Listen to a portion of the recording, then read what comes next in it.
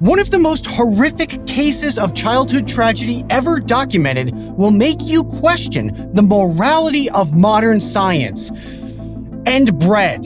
A 13-year-old girl who had spent her entire life locked in a room, physically, mentally, and emotionally abused, was somehow a mix of Petri dish and Rosetta Stone that could unlock the mysteries of human language, because her brain was a blank slate at exactly the right time.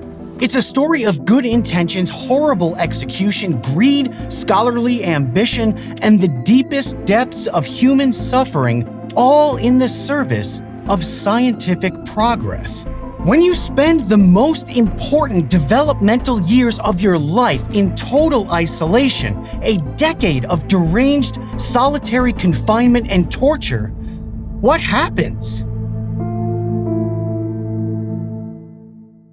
Genie's discovery in 1970 was an accident. Her mother, Irene Wiley, was nearly blind from a mix of cataracts and neurological damage from being hit by the hand crank of a wringer washer. And that's why she walked into the wrong social services office with her daughter, a 13-year-old who weighed less than 60 pounds, who walked like an injured bunny, and who still wore a diaper. She understood fewer than 20 words like mother and the colors red and blue. She spat and clawed, and she couldn't speak beyond uttering a handful of protective phrases like, "Stop it." Carl Linnaeus, the formalizer of binomial nomenclature and the father of biological taxonomy, would have classified Genie as Homo ferus, a distinctly separate strain of feral human. A New York Times writer classified her as a shattered creature. Genie's father, Clark, was incensed by any and all sound. The family had no TV or radio. Clark and Irene's first child died after being placed in the garage, probably to create distance from the crying. The 2-month-old infant succumbed to what was deemed to be quick pneumonia, but which was almost certainly exposure. Genie was tortured much more slowly. During the day, she was strapped to a potty training chair in a 10-foot by 10-foot room. There were 2 shaded windows and a single light bulb and nothing on the salmon-colored walls. A piece of wood leaned against one corner. Clark would beat Genie with it to punish her for making noise. At night, she was put in a crib with wire screens, basically a cage, and she was wrapped in a sleeping bag that researchers described as a straitjacket. She occasionally was allowed to play with 2 vinyl raincoats and an empty cottage cheese container. And when social workers tried to feed her, they discovered that she couldn't chew food. After a lifelong diet of baby food and other soft foods, she simply didn't know how. Genie's life was the most tragic case of child abuse anyone involved in her care had ever seen or ever would see. And Genie also presented one of the most incredible scientific opportunities in modern history. The girl reportedly was uttering infantile noises and still wearing diapers when a social worker discovered the case 2 weeks ago. But the authorities are hoping she still may have a normal learning capacity. That was the question. What could a human being subjected to a lifetime of sensory, experiential, and social deprivation actually learn once immersed in a normal life? And the most interesting course of study was around language, because Genie's life coincided perfectly with advances in linguistic theory that challenged literally thousands of years of wisdom. There had been a few notable cases of the feral child who existed in as close to a Hobbesian state of nature as we're likely going to get, starting with Jean Itard's study of Victor of Aveyron, a wild child who emerged from a forest in France in 1800. Why don't we have thousands of cases like Victor and Genie to examine? Well, most people don't abandon kids in the woods or tie them to a potty training chair all day, and whether it's isolation, neglect, or abuse, kids in their circumstances tend to die before they can be rehabilitated physically and mentally, let alone be studied fully and ethically by scientists. But Genie checked all the boxes the natural world never really lets us check. Could a girl who had virtually no exposure to language learn how to communicate with words despite being on the precipice of adulthood? Can a teenager learn to talk? What is bread? You've spent a lifetime learning about the nuances of bread without even realizing it, and Genie was starting with literally nothing at 13 or 14 years old. First, it's got a name, bread, and eventually you learn that name. But is bread only the whole thing? When it gets sliced or ripped up, are those pieces also bread? Is there a new name for that, or does it have to be qualified with a new word like slice, which doesn't sound anything like bread? How small can slices get before it stops being bread and suddenly turns into a crumb? If there's a new name for when it gets tiny, why isn't there a new name when it's a huge collection, like on a rack at a bakery? This is French peasant bread. Are the brown ones like pumpernickel also bread, even though it looks nothing like this and tastes completely different? Fluffy leavened bread and compressed unleavened flatbreads are both bread. But if it's called dough and not bread when it's squishy before it's baked, is it still called bread when it's molded on the counter for a month? Is the hard outside a distinctly separate entity from the soft inside with different names, or is it all just bread? If the individual pieces, like the crust, have different names, why don't we list all those pieces when we talk about it? Why do we just lump together all of those separate parts as bread, and how do we know when the components stop and the whole begins? You eventually discover that bread is food. Is it bread both before you've eaten it and as you completely transform it in your mouth and then pass it through your body? Is it still bread as you chew on it but stops being bread when you swallow? Why? And if we make a sandwich out of it, why do we stop noticing the bread? It's still there, it's the top and the bottom of the thing, but all of a sudden we're talking about a totally new word, sandwich. That has nothing to do with the sand at the beach or Halloween decorations or bread. If I have two of the same loaf, why would I talk about the bread as a singular unit? But if I sampled a few different breads, I wouldn't. And what is toast? These questions constitute only a portion of understanding what one single word in one language actually means, and vocabulary isn't even the interesting part. Two things were born in 1957. One was Genie. The other was a linguistic upheaval so significant that its publication is often just referred to as the event. Noam Chomsky was almost completely unknown when he published Syntactic Structures, which argued that humans don't learn or acquire grammar and syntax. They're born with a built-in sense of language construction that is wholly separate from the development of semantics, or the meaning of language. Around 300 BC, Epicurus theorized that man developed sounds as a reaction to what he saw and experienced in nature, but that only explains how we got words. Most everyone before and since thought language was a mixture of gift and curse from deities. It's such a complex phenomenon that there couldn't be any other explanation. Chomsky's theory rejected all of that, including the notion that we learn language from the other people around us, especially our parents. They just built on a universal grammar that was already contained. By the time Genie materialized in 1970, the field of linguistics had spent more than a decade at war with itself over the validity of Chomsky's syntactic structures, and Eric Lenenberg's biological foundations of language complicated things even further by suggesting the critical period hypothesis that humans have a limited time frame from 2 years to the onset of puberty in which they can acquire language naturally. Genie was a perfectly imperfect test subject. She was as close to a blank slate as any researcher would ever get. Her critical period window had just closed, and they were about to find out whether she had a natural grammar and syntax programmed before birth. Was Chomsky right, or was it Lenenberg? Were they both right? Or neither? Genie spent the first 13 years of her life in total isolation. She spent the next 13 years under the spotlight in the center ring of a big-top science circus. To be fair, no one really knew what to do with her.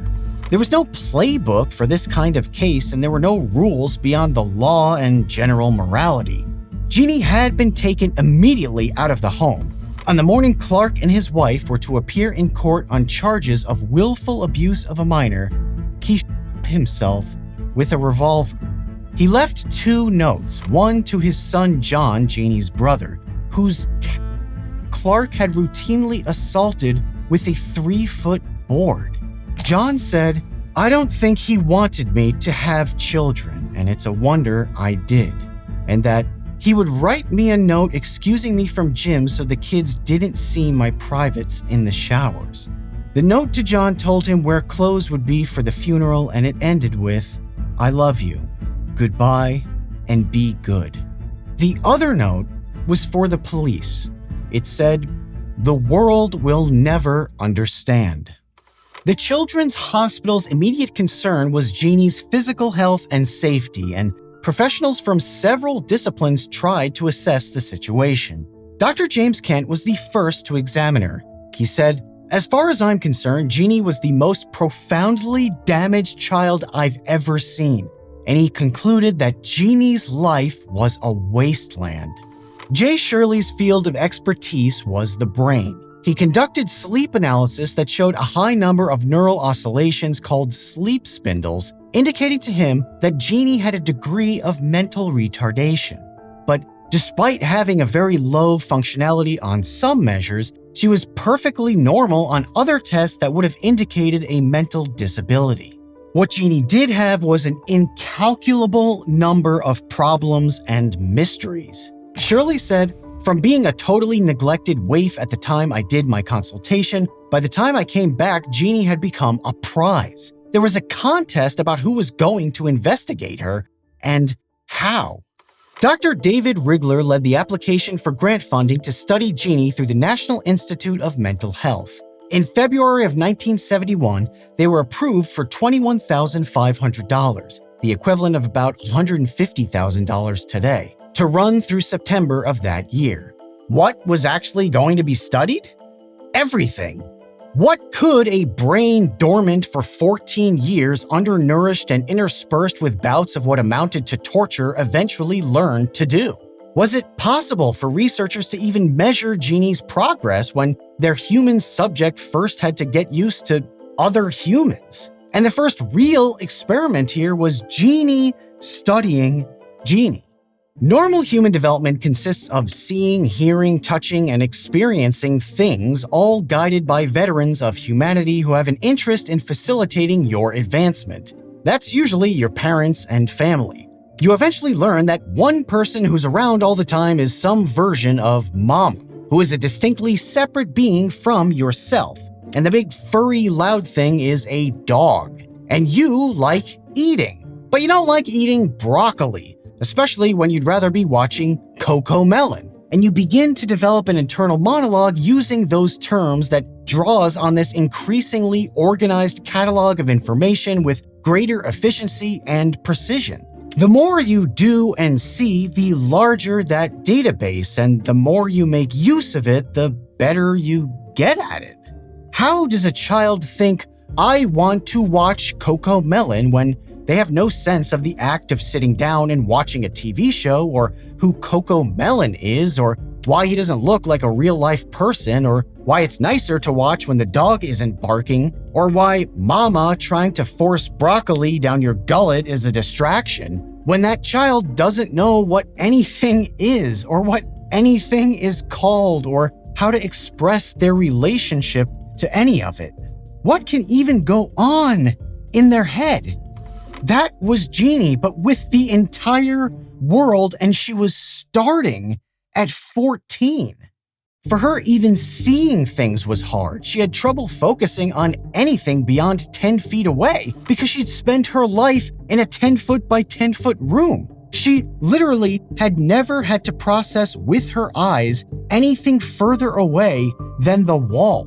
She slowly began to get comfortable with the medical doctors and researchers, which was a serious conceptual hurdle. Genie had existed in a state of clinical egocentrism. Her entire world was just her. Now it was her and other people. But Dr. Kent felt that she could improve with relationships. Up until one particular day, Genie didn't seem to respond in any special way to my coming or going at the end of our session. Then one day when I left, her expression changed from sort of happy to sad, to indicate that there was some sadness in the separation for her. And it was the first indication that I had that we were beginning to form this relationship. I thought as long as she had the capacity to form attachment, she had the capacity to learn, she had the capacity to get better. And then something incredible happened. There's a video of a session with Genie that shows Gene Butler, a special education teacher who would become a major player in Genie's tragic life, trying to get Genie to tie her own shoes. Genie doesn't want to do it. And linguist Susan Curtis noted that she never really initiated anything, because how would she even know to? Then we'll tell Dr. Kent Dr. Kent, right there it says that, doesn't it? Dr. Kent. You tired? A lot is happening here. In just a few months, Genie's vocabulary had grown from about 20 words to 100.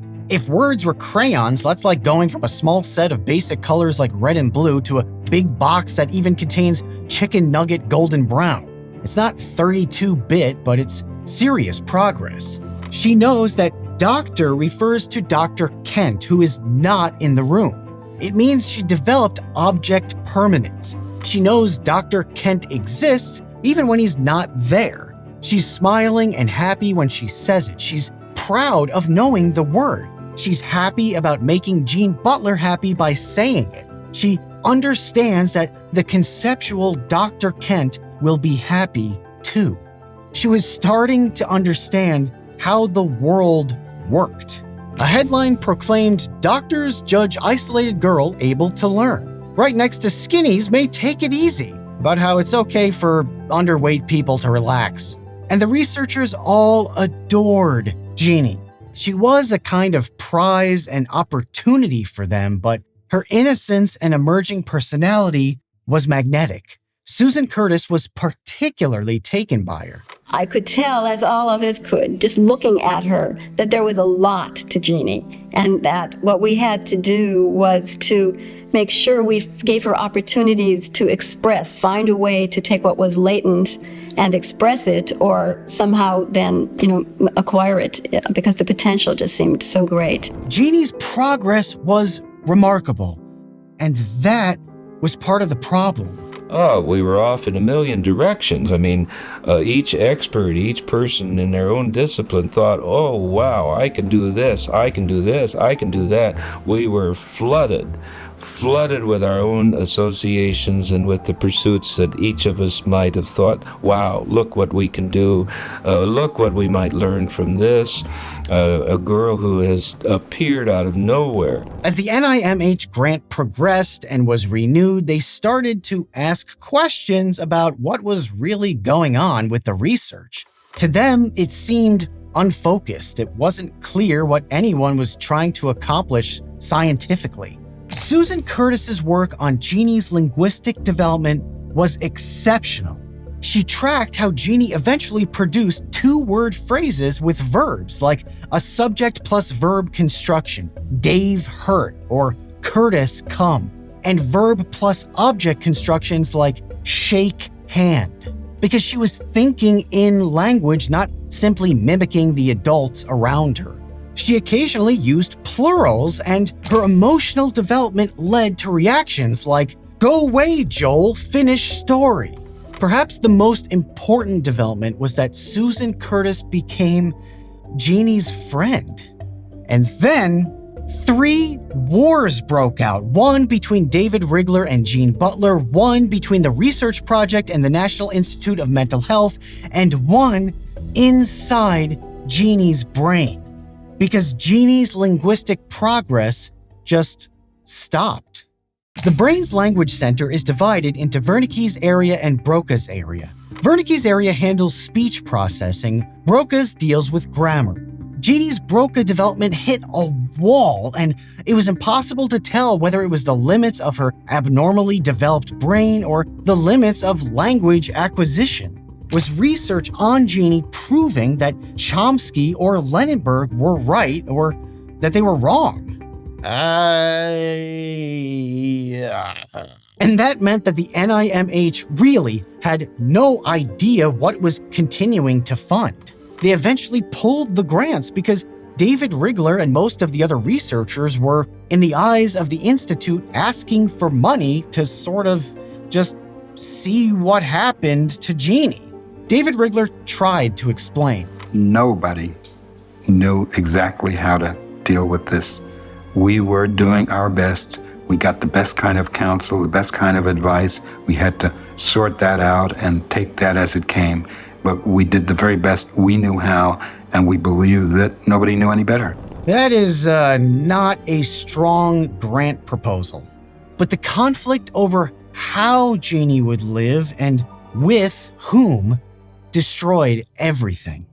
Genie had been at the Children's Hospital until Jean Butler, the special education teacher, said she had been exposed to German measles and had exposed Genie as well. So Genie was quarantined in Butler's home, and both of them seemed to like that arrangement, so she stayed. Butler claimed fantastic progress with language, emotions, manners, physical health, though researchers were never quite able to actually verify it. Butler even kicked the researchers out for the summer, claiming it was too much strain on Genie. Susan Curtis was concerned. We didn't have such a fun summer. It was a summer that included weeks of concern and anxiety and, anger and all kinds of things because he and I were kicked out of Genie's house. Why? She was crazy and she didn't want the other attachments. She used to walk around saying, I am going to be the next Annie Sullivan. This girl is going to make me famous. Annie Sullivan was the nurse who rescued Helen Keller. Jean Butler's application to become Genie's foster parent was denied, and then Genie spent 4 years living with David Rigler and his family, including his wife, who was doing her own work with Genie.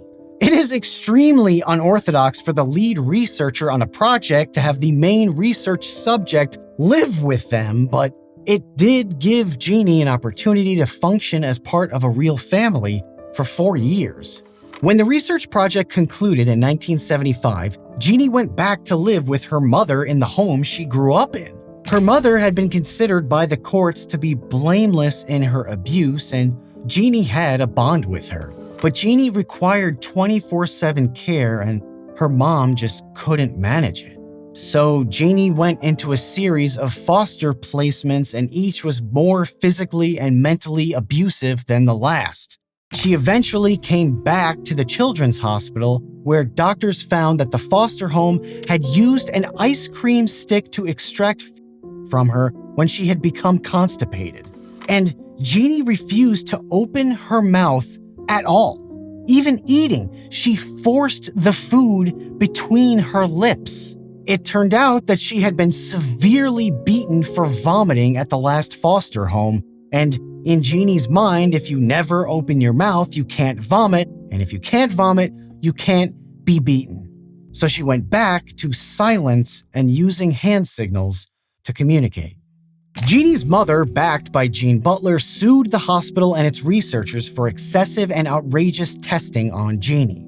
David Rigler submitted a demand for owed compensation to Genie's minuscule estate, which was a few $1,000s controlled by John Miner, a lawyer who had investigated the deaths of Marilyn Monroe and Robert Kennedy, and who now had control over Genie's affairs after becoming enamored with the whole case. He'd actually bought the gun Genie's father had himself with as a memento. What began as an incredible opportunity to give an abused girl the chance at life she never had and to learn about how the human mind worked turned into a nightmarish garbage plate of lawsuits, money, and self-serving rescue fantasies. Genie went back into state care. In Genie, a Scientific Tragedy, Russ Reimer described her 27th birthday. A large, bumbling woman with a facial expression of cow-like incomprehension. Her eyes focus poorly on the cake. Her dark hair has been hacked off raggedly at the top of her forehead, giving her the aspect of an asylum inmate. Susan Curtis never really got caught up in the drama with Genie. The book she wrote about Genie's linguistic developments, she donated every dollar of the proceeds to Genie's estate. The woman who had spent so many hours, days, and years with Genie, partly as a linguistic researcher and mostly as a friend who took her on walks and shopping trips, said, "I missed her when she wasn't in my life. I would pay a lot of money to see her. I would do a lot. I'd give up my job. I'd change careers to see her again." But no one ever did. The last anyone knew, Genie was still alive, somewhere in state care. She would have just turned 67 2 months ago. And her name isn't even Genie. She was called Genie to protect her privacy as a minor. There's no information on who chose it or how it came to be. Genie is an anglicized version of the Arabic jinn, invisible beings that can be either good or evil, and who can be called upon for protection or magical aid. Our modern tales have genies appearing out of bottles and granting a series of wishes to whomever releases them. Over the years, how many researchers and self-interested parties rubbed the bottle and then pressured Genie to grant their wishes? How many called upon a horrifically abused teen to give them protection and a kind of deus ex machina solution to their career ambitions? All while Genie herself needed to be protected and to have her wishes granted, her wish to speak, her wish to love and be loved, her wish to live a life. Wishes devastated by an abusive father, wishes exterminated in the name of science, and a life dehumanized by a code name. Her name is Susan. And as always, thanks for watching.